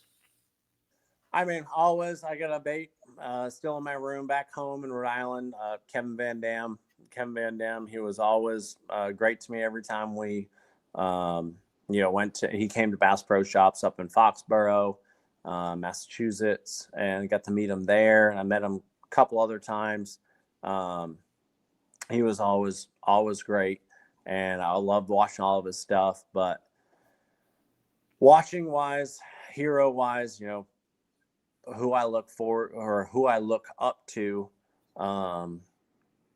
would definitely be either Brandon Polinick or honestly Mikey Balls. Mikey Balls, he loves grass fishing. I love grass fishing. I've watched every single one of his videos. My favorite thing to do in the world is punch, and that man in Florida and Gunnersville, he can punch. So, I tried to perfect my craft by watching Mikey. Okay, so I got a question because I went to Gunnersville. It's been a while back, but they were trying to teach me how to punch. All right, that's the most frustrating fishing I've ever done, and I've only done it once. So and I didn't get a bite on it. So for somebody like me who doesn't have any experience or they're trying to learn to punch, what are some of the things that I could do to make it, number one, more exciting, make it feel like I've got, a chance of catching fish? Maybe some of the mistakes, some advice, that you would give a newbie to punching. Because if you love it as much as you love it, I hated it that much. And I know it's good. Listen, I know it's good, but I did not like it. It's making sure that bait sinks on complete slack line. That's the biggest key, is being able to flip in there, rod tip up, hits the mat, rod tip down, and it sinks straight through. And then you reel up, pump it a couple times. But the biggest thing for punching is your eyes, is your sunglasses and your eyes. Just seeing where 2 different or 3 different types of grass mix, where grass comes out to a point, where current is hitting a certain section of grass, or where there's floating grass blown up against the edge of grass. Like 90% of your bites while punching is all because of your eyes. And like, I can't even talk really when I'm punching because you're so focused in. Like, guiding punching is insanely difficult because you're trying to teach your client, but it's such an art that that's the hardest thing to teach. Guaranteed, hands down, hardest technique to teach. But once you kind of get it and understand what to look for and how to make that flip on complete slack, it's the best bite in the world. Me and my fishing CBA partner, Patrick, we started the May CBA. Now, this is when Chickamauga had grass. We don't have grass anymore. But we started the May CBA. It was like 10 minutes in, and I had a 10, right over 10 punching. That was, we weighed 31 pounds that day in that CBA. And that got me. I was like, yeah, this is my favorite thing in the whole wide world. That's awesome. Okay, but I got to ask you this. You just said Gunnersville doesn't have, was you talking about Chick that doesn't have grass or Gunnersville that doesn't have grass? Oh, Chick doesn't have grass. Because I was going to say, dude, I saw more grass on Gunnersville in one day than I've seen my entire life. Like that. Yeah. So, okay, Chick, I missed that. Okay, that makes sense. That, we would still be the best lake in the country. Hands down, guaranteed. I can believe that. I got a question about Chick because I've only been up there like one weekend. And the only place I caught fish was on a ledge wall, like a rock ledge wall. And the way we had to fish, and again, I'm not an expert, trust me. That's why I got guys like you on the show. We were actually flipping drop shots and certain things, and we were letting the current take it down those ledge walls, almost like you were trout fishing in a stream. Yeah. And that's the only way we could get bit. But was we doing that right? I mean, what's the best way on Chickamauga? You know the walls I'm talking about and all that. Yeah. What's the best way to approach one of those walls? Now, I'll be the first one to say, and I'll be completely honest, I think I've fished maybe one bluff wall on Chickamauga my 10 years of living there. So we were in the wrong spot. No, I mean, big fish do get on them. They do. But I'm either, if it's wintertime, I'm chasing bait in seagulls. If it's springtime, then I'm chasing, fish that are spawning up against the reed lines or in marinas. Summertime, all summer, I'm fishing deep on ledges. Fall time, I'm throwing a frog, or I'm going down nickajack, throwing a frog. And then, it goes back to wintertime where I'm chasing bait. So there's really no point of the year that bluff walls are in my rotation. Okay. But I will say, Greg Worsham, my partner, my best friend, his PB is on a bluff wall, and just everywhere that rock comes out a little bit and causes a little eddy, he was flipping a rage craw, and he had a 13.9. Good Lord. Yeah. So I got a quick question for you. The chick versus nickajack. Now that chick is minus the grass, where are you going? You still going to chick, or are you going to nickajack? Personally, I still want to go to Chickamauga, just because they're. So what's happening right now is, now that the grass is basically gone, right? You have all these giants swimming around with nowhere to hide. So it's not going to last long. But if you see some of the tournament weights this year, I mean, Bank Shaw and the Toyota last year, broke the all-time record. Me and Dylan were going back and forth with 30-pound bags this year. They have nowhere to hide, so you're catching giants right now. Is that going to last? No, because they don't have anywhere to hide. They're all getting caught, and they're getting smart. Are they dying? No, because Caleb Bell with Bass Quest Fishing, amazing live bait guide, he goes out and catches, giant gizzard shad and gives his clients a trip of a lifetime, 5 days a week, 12 months a year. And they're still catching those 11, 12s, 13s. He had a 14 this winter. He's had multiple bags pushing 45, 48 pounds and 5 fish. So they're all still in there, but they're just insanely smart because now they're getting caught. So I want to go to Chickamauga because I know the potential of catching a 12, 13, 14 pounder is right now. Yeah. So you especially part of the question was around your punching comment, because especially you get down there around Sullivan's and further south, more towards the interstate, that'd be your place. Absolutely. Yeah. If I'm going for fun and, we have a few hours to kill, I'm putting it at Sullivan's 100% of the time. And I'm going to go throw a frog and punch from now until Christmas. Okay. And I'm glad those are the only things we do. Okay. I'm glad you brought up the frog, because today on our lunch break that we do every day at lunch, we brought up frogs today, and a guy asked the question, what is the key to hooking up on a hollow-bodied frog? And again, I answered the question, but I'm not an expert, so I just repeat what you guys say. So in your mind, and that's just what I do. That's true. That's the truth. What's the key in your mind of the best, to make sure you get the hookup when fishing a hollow-bodied frog? What's the secret? I have a video coming out before I came here. I have a YouTube channel. I just started it, and the chip is still in my truck. I haven't given it to my video editor yet.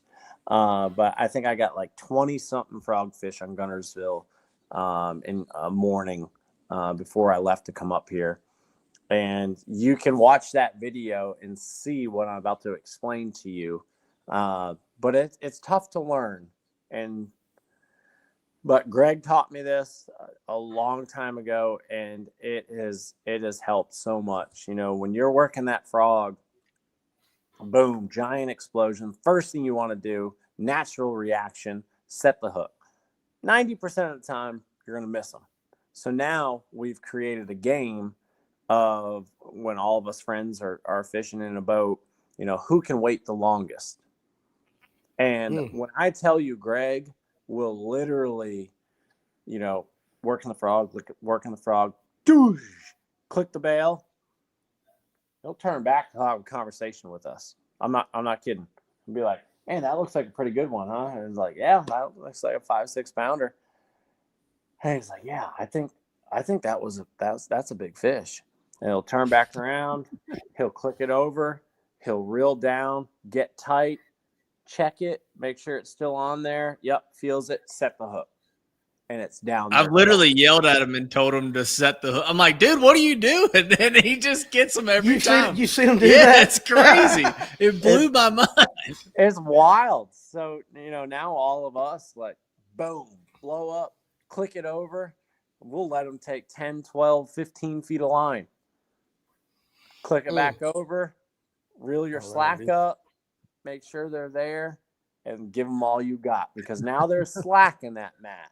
So you need to make sure that you reel that slack up, you get tight, you feel the fish, and then you gotta set with all your worth. Because if you halfway hook set, you're not gonna get that braid to cut through the mat and connect with the fish. So what's your setup on your frog? Rod, line, etc. I have 3 735s in my boat, so it's a 7-foot 3, and it's a 5 power, so extra heavy. And I do 50-pound braid. I don't ever do 65-pound braid on a frogging rod, because I want to cast far. I want to really get my frog out there as far as I can, cover as much as that mat. As soon as you put 65-pound on it, you're cutting your cast by at least 20 feet, maybe even 30 feet. And at the end of a day, 1,000 casts, you have missed so much water. So 50-pound Power Pro. I just started using the thicker cast braid. So all of my spinning rods are all, what's the cast braid? The lowest 12? X12, yeah. 12. Yeah. 12-pound, all the spinning rods. I just started getting into the heavier line, because we went down the ocean and caught as many amberjack as you could ever imagine on a popper on the cast braid. And I was like, all right, I can do this.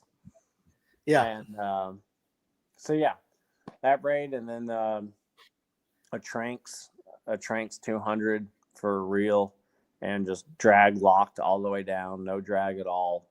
And the frog choice, on Chickamauga, we don't have a lot of grass anymore, so it's thinner mats. A Slither K, a depth Slither K will by far be the best hookup ratio of any frog on the market, hands down. It's a $20 frog, which kind of stinks, but it gets bit, and it's the best hookup ratio in the whole world. An OSP frog, and then all of our personal best frog fish are all on a Stanley top toad. The problem with the Stanley top toad is 1 out of 5 fish, when you go to set the hook, the hooks will go into the frog and you lose that fish. And that stinks when that happens. You're like, why did I lose that fish? And you reel it up and you see your hooks are in the frog, and you're like, oh. But it does trigger the biggest bass in that mat you're fishing. The Stanley top toad will trigger your biggest bite. You ever throw a weightless swim bait, whether it's a Kitech or a cast Prodigy or whatever, and use it in replacement of a frog and bring it across the top of the mat? We actually, when we're fun fishing on Gunnersville, me, Max, Greg, Tanner, that's not allowed because you catch too many fish. So we take that away because it's all a numbers game. We're super competitive, and we peg a 16th ounce weight to a BKK hook and put a 4.3, 4.8 Kitech on it. and bring it over the top of the sparse grass and the sparser mats. But that's not allowed when we're all fishing for numbers because it catches too many bass. Okay, so I was messing with a TikTok and I had a question. With your frogs, do you have to do any modification or anything like that? Like I know down here, see what's funny is down here, we're in North Georgia, and I would venture to say when people come in the shop, I get more questions about frog fishing than I do minnows and just you name it. Everybody wants to know about frog fishing and all that. But oftentimes they're like, well, I had to boil this one, or I take the hooks and I bend the hooks out and all that. Do you have to do anything like that with the frogs that you're talking about? I don't ever bend any hooks. I don't want to weaken any hook, especially when you're throwing 50-pound braid to a heavy rod. I don't ever bend a hook personally. But I will say, we all drink coffee at Talkin Tackle, all of us. And when it's the fall and we're all getting ready for our guide trips, me, Tanner, Ethan, Parker, we're all meeting there at 6 a.m. drinking coffee. I can guarantee you that every person that is drinking extremely hot coffee at Talkin Tackle guide in the morning has 2 to 3 frogs in that boiling hot cup of coffee. Okay. All right. There you go. Like if it works, it works. I hadn't thought about putting them in coffee. Next guy that walks in the shop is going to say, what do you think about boiling frogs? And I'm going to say, well, the guys at Talkin Tackle like to fix their coffee in the morning, and they soak it in their coffee. And you know what somebody's going to say? Is that to put scent in the frog or something? I'm like, no, hell no. It's to make it soft. No, it's to make them soft and to mess with all your friends. There you go. Yeah. There you go. Now, let me ask you this, since I just brought up the scents. Do you use scent in anything you do? And if so, which brand do you like to use? Is it that important to you? Very important. Very important. I use scent on everything. I use thump gel. I try not to ever touch a bait with my hands. I treat it like deer hunting. Okay. You want to cover your scent. You want to use scent. Every scent. I got everything in my boat. Anything you can name, I probably have it. But yeah, thump gel on all my minnows, and I do all the Japanese stuff that has been talked about for the past year or two, soaking your baits and powdering your baits, and I do all of that. The baits I'm using this year have been powdered last year. So yeah, it's a lot of work going into that, but I do use a ton of scent. So you're saying you're kind of OCD with your baits? I am. I make it fun, and it's something I love doing. I love, sitting in my basement and getting all my baits ready for the next year. I mean, like, look at this is Brett's garage right here, and he does the same thing that I do. But I mean, this man, same thing. Look at that. Like, he's got his bait walls. Like, he was just in here looking at maps of his next tournament next week. Look at those Sakamadas. Look how many he has. He does got them. We know where they're all at. That's why you can't get them, because they're all in his garage right there. I will say, scent comes to be a big player when you get up to this level for sure. Okay. Okay. Then now you can. This is a question for me personally, because we always have this conversation. I understand and I get scent. I get them when it's like slow moving baits, jigs, worms, stuff like that. But you said you scent everything. I've always had. I went through 4 bottles of thump gel during the upper Chesapeake Bay on that chatterbait and squarebill. A squarebill or a jerk bait, that thump gel, it'll be 2 hours later, and you'll be taking grass off, throw it into the water, and that oil slick will just 2 hours later, it will stick to a hard bait so good, it's incredible. And I've asked several people. When they got that square bill was all the way back here. Okay. All right. What was you going to say? I've asked several other people that have been on the show with the scent. What do you believe the scent does? Are they following the scent trail, or when they actually bite it, that's something that just makes them hold on to the bait longer? Personally, I think it's just covering my scent. I think it's just covering human scent and just making it more realistic, so they tend to hold it longer because your human scent isn't on it. Okay. Yeah, that's because my skill set is wintertime, right? And I do this float and fly technique.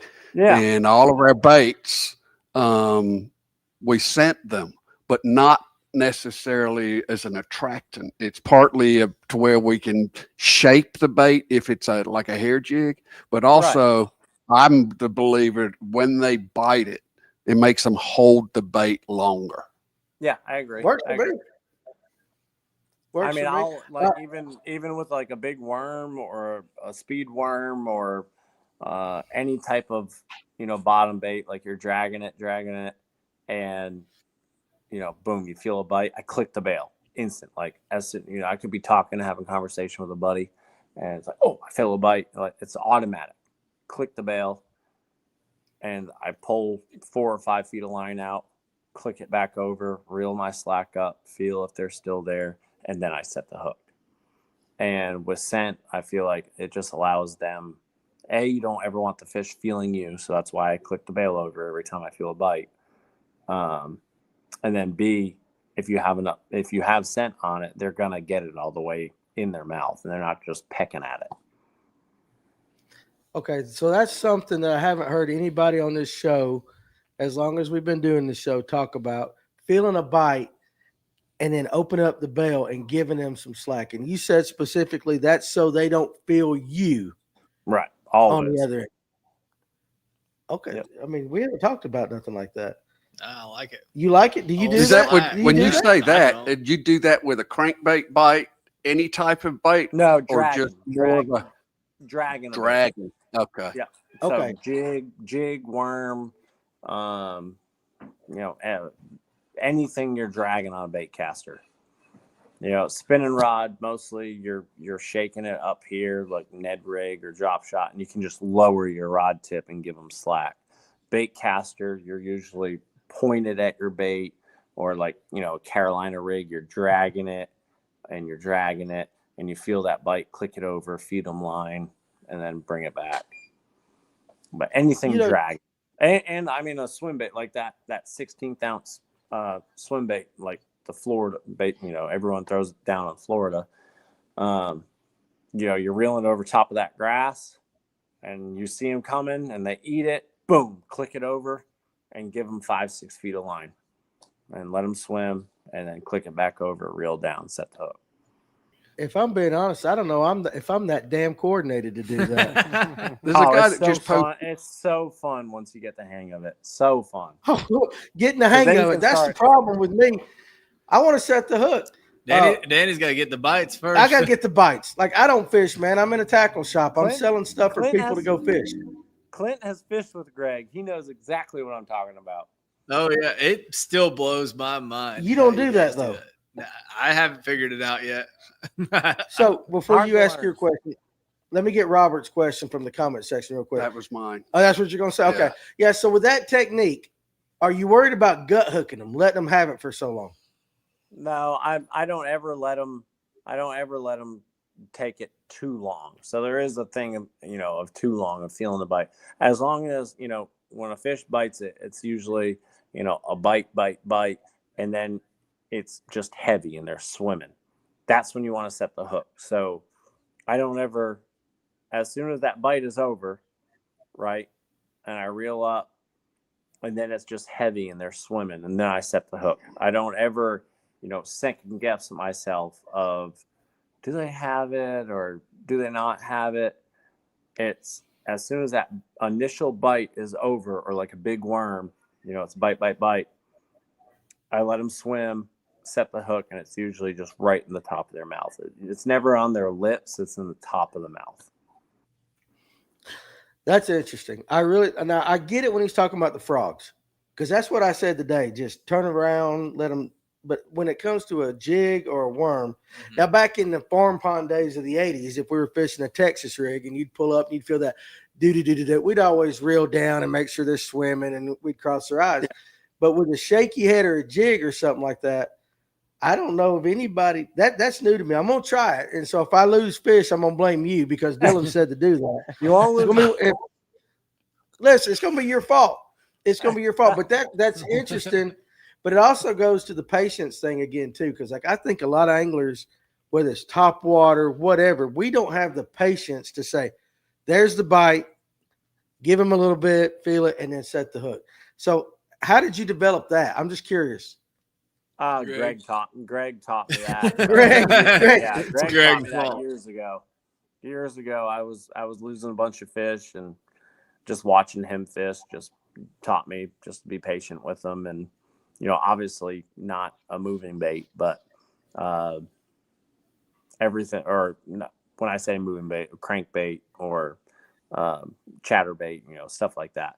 But throwing a worm and throwing a frog and a bigger swim bait when you're on top of the water like that, over the grass mats, like let them eat it, let them get it. Make sure that hook is in there before you set the hook. See, that's why I like this show. You get different techniques and stuff. We're always looking for that little juice. So you know what's going to happen tomorrow and for the next week, guys that watch this on Lake Lanier, everybody in the world is going to be on their boat. They're going to feel that bait, and they're going to click that bell and let it out. I'm fishing with I'm fishing with Kevin Underwood in a tournament Saturday. And so the first time I get a bite, and he sees me like, I got to give him some. Dillon said that. He's going to be like, what the hell are you doing? And I'm going to be like, listen, there was this really smart guy on the show, and this is what he told me to do. But you get what I'm saying? It's kind of like that's not the norm thinking. Yeah. I can see Kaz trying that. Kaz would be like, dude, I'll let him swallow it to his butthole and he freaking got it, dude.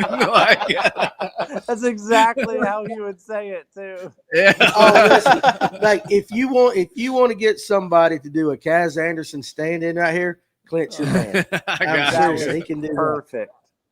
Yeah. Now cranking and yanking, my buddy from down in Louisiana, he says if you do that with a wacky, they're going to get gut hooked. And I guess that's because it's an exposed hook. So with that, so if you got an exposed hook, if you're going Nico or wacky or something like that, you probably don't give it near as long as if you're throwing a jig Texas rig. You got to kind of see what bait you're throwing. That's going to be on a spinning rod. So your Nico rig, your Senko, your wacky rig, that's all going to be on a spinning rod. So you feel the bite, lower your rod tip, then you lift back up, make sure they're swimming, set the hook. Okay, good tip right there. George Outdoor Guy says, dip your trick worms in Mountain Dew. The bass love it. Well, hell, we all love Mountain Dew. It's not on my Clint Bartlett approved diet right now, but it is. I get that. And Christopher Henry, which is Kevin Underwood's brother, he says, just get the net. That's all I'm doing, dude. You got to drink the zero. Listen, Mountain Dew it is what it is. Like that. I don't use no sissy stick. Okay, so I get that's cranking and yanking down there. So what he's saying is, so now that we make sure we don't confuse anybody, is with a bait caster on something that you're dragging, you feel the bite, you'll pull out, you click the bell, you'll give them a little bit, give them a second, reel up, feel the tension, and you cross that joker's eyes. Exactly. When in doubt, pull out. When in doubt, pull out.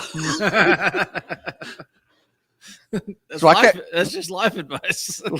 Ryan brought me up to. I'm glad he's got a question because I'm staring my ass at you right now hard. That's what I'm trying to keep this out of the gutter. Well, hell, you know where this goes. So we're in the mat, son. We're in the mats. Okay. Ryan brought me up to the store earlier in the year, and we were going basic down below the dam for the smallies, right? Yeah. When do they come in there? We're in this time of the year start to go do that. To catch smallmouth? Yeah. Okay, yeah. I mean, you could arguably say they're there all the time, but that specific thing in the spring. I feel like that time period is a very, very narrow time period And I feel like if I do say that, I will make some locals pretty angry. Okay. Oh, I got what you're saying. It's probably the most special bite that Chattanooga, Tennessee has. So let me change it this way. If I wanted to book a trip with Talkin Tackle to go after some smallmouth bass, what would be a good time of the year to call you guys? March. In the fall. March. There you go. That's how you got to present the question in a business like manner. So, now listen, Steve Billington said we're talking about putting coffee in your ass. When did we do that? He did that. He did that. Yeah. I thought the coffee was in his cup. The frog was in the cup. I missed that comment right there. I don't know what they've been doing. They're talking about coffee enemas. They're like, if it's good enough to stick up your ass, it's good enough to stick your frog in it. No, I know what you're talking about because the frog gets the coffee through its ass. Yeah. Yeah. I'm so glad I missed that conversation going on because I just caught the end of that. Now, there it is. Some people put coffee in their butt. Might as well soften a frog in it. It says in the coffee, that is. Yeah. Don't put the frog in your ass. Don't put a frog in your derriere. Dillon did not say that, guys. We just want to make very sure.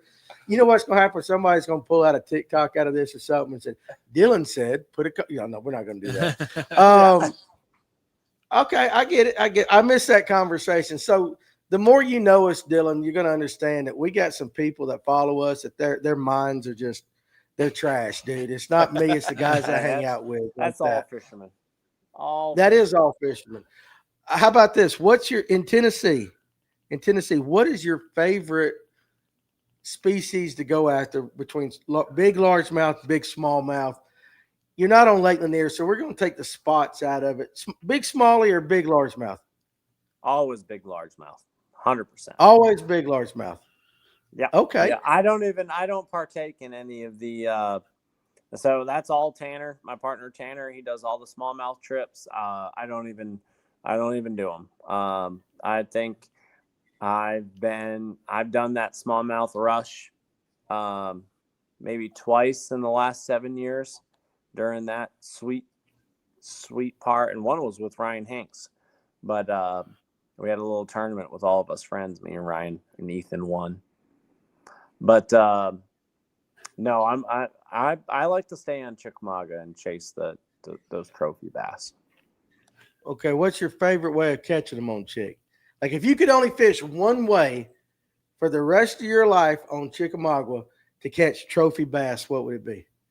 A 2.8 Kitech in the winter in January and February. Really? Because that's not what I would have expected. Yep, January and February, 2.8 Kitech on a 703 Dobbins with 10-pound or 12-pound cast braid and an 8-pound 100% trilene fluorocarbon leader. Okay, before I read Ryan Hanks' Guy Crush comment about you, let's jump on Aaron Young real quick. Tackle store location and name. The name's Talkin Tackle. Where exactly is Talkin Tackle located at? Right outside the mouth of Chester Frost Park. So Hickson, Tennessee.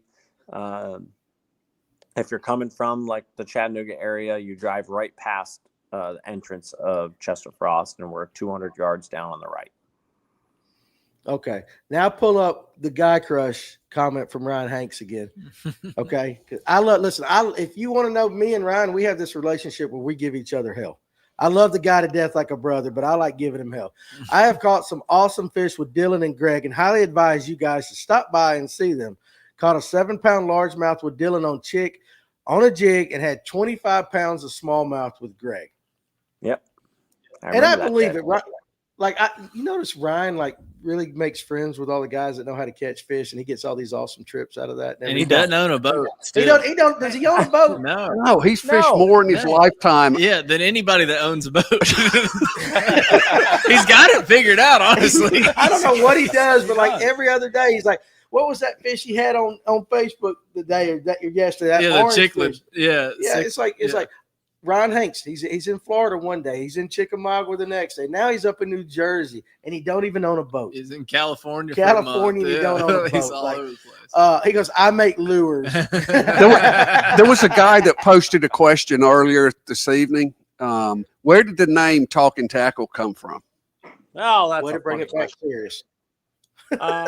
We were a couple of days from opening our shop, and we still didn't have a name, so we all FaceTimed each other, and we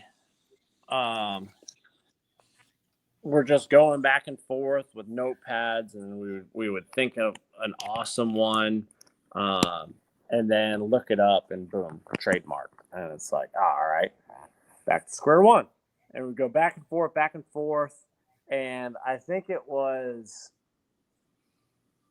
Caitlin, Greg's wife, came out into the garage or into Greg's carport. We just hung up and we got nowhere. We were talking for like 2 hours and we got nowhere. And he called us all back, FaceTimed all of us back, and was like, Caitlin just came outside and said, "What are you doing?" And I said, "We're just talking tackle with the guys." And then he was like, Yeah. "Let me FaceTime him back." And he was like, "Hey, I just said this to Caitlin. What do you guys think?" We're like, "Yeah, that's perfect. That is perfect." That's how it That's works. awesome. That is exactly how it works. I'm gonna give you. I know you're tired, and I appreciate you joining us. I got 2 more questions for you. Yeah. Brad Silvers is not going to be able to sleep tonight till I ask this question. Are they truly killing the grass on Chick, or is it just behind because of the rainy spring? That's question number 1. That's Chickamauga's greatest mystery. Nobody knows. Nobody's saying anything. Personally, I think it's something up in the Hiawassee, flowing down into Chick. That's my personal opinion. Now that we have some of the eelgrass that is going from Nickajack up to Chick, the spraying has, tripled or quadrupled is what I've heard. But I'm out there every day, 5 days a week. I don't ever, I can count 0 times I've seen them ever spraying in the middle of the lake on Main Lake Flats. 0. I'm out there sun up to basically sundown. Not one single time have I ever seen a spray boat spray any Main Lake grass or Main Lake Flats or anything. Never seen it. But I think, the mouth of the Hiawassee, from the mouth of the Hiawassee up to Watts Bar, plenty of grass, beautiful grass every year. Mouth of Hiawassee down, it's just all wiped out. So, Clint, you're the North Carolina guy. Mm-hmm. What's coming down? What would be coming down Hiawassee River? Shit, I guess I don't know. I mean, really, I don't know what would kill them. I mean, what would actually kill the grass? I don't know if is there a plant up the river or something? Is there some type of chemicals getting dumped? He says there's 2 plants up there. Yeah. Okay, that makes sense now. Yeah, that makes sense now. Because like Hiawassee itself, and then Appalachia. Yeah. There ain't nothing coming out of that. I don't know. I don't think so. I never get up there. Well, actually, I got 2 questions for you. One is, who makes the best long-haired jigs company? And then Silverpunk wants to know, what's a hot-selling bait at Talkin Tackle right now? Ooh, right now.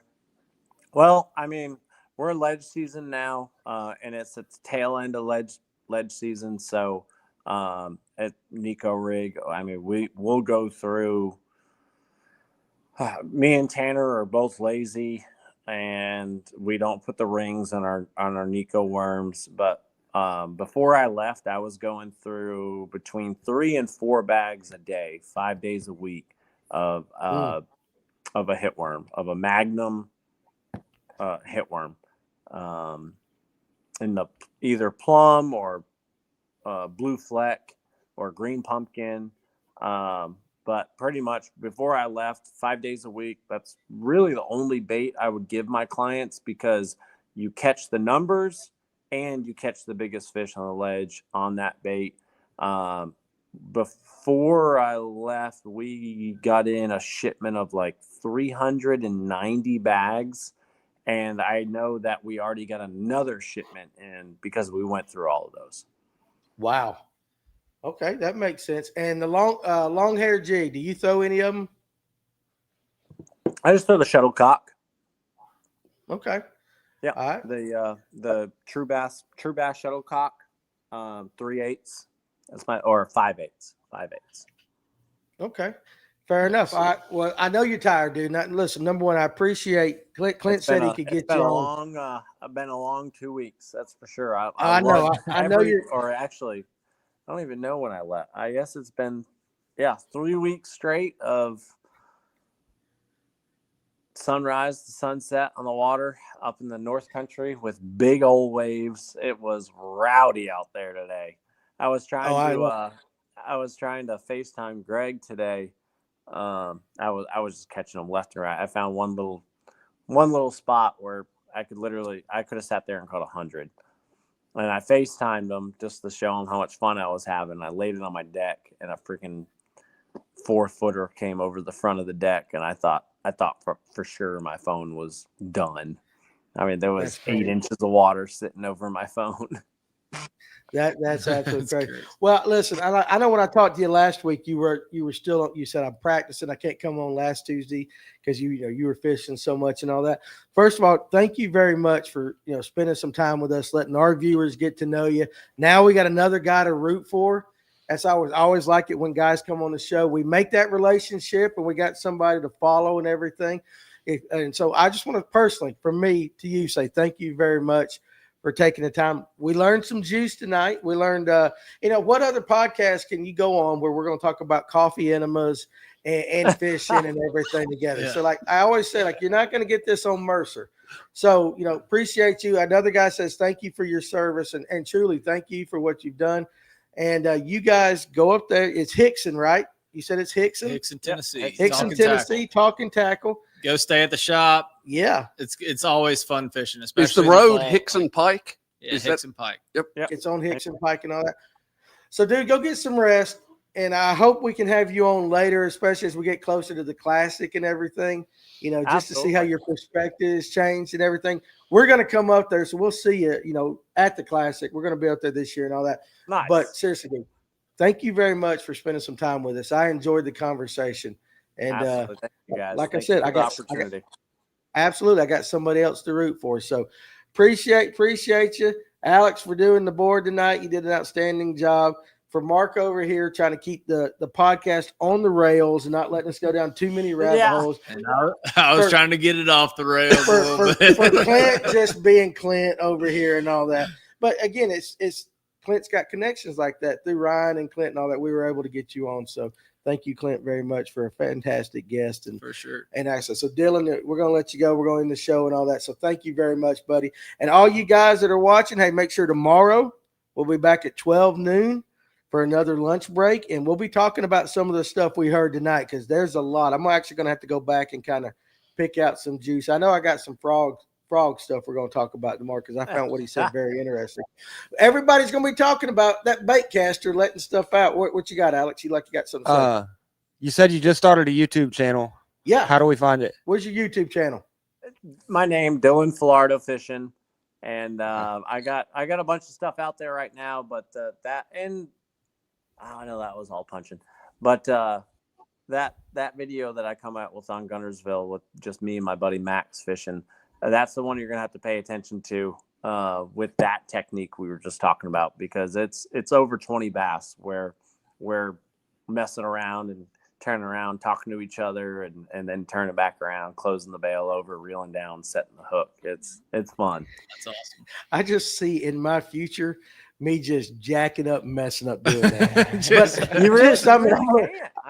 You're gonna forget to click the bail back and then set the hook. That's what I'm gonna do. I'm gonna click that bail and I'm gonna let out some line, and then I'm gonna just have my thumb there and I'm gonna go set the hook with the open bail. I know it's gonna happen right now. My dadgum line, my rod's gonna blow up and all this. And you know what I'm gonna do? I'm gonna say that damn Dillon told me to do this. Yeah. When it comes to the frog, because it's top water, you're straight with your frog, right? You're working it, and then boom, the blow up happens. You click it over, and then you lift your rod tip to the sky with your bail open, and then you lay all that slack on the water, close it, reel down, feel them, set the hook. That's the easiest way to do it. It's just working.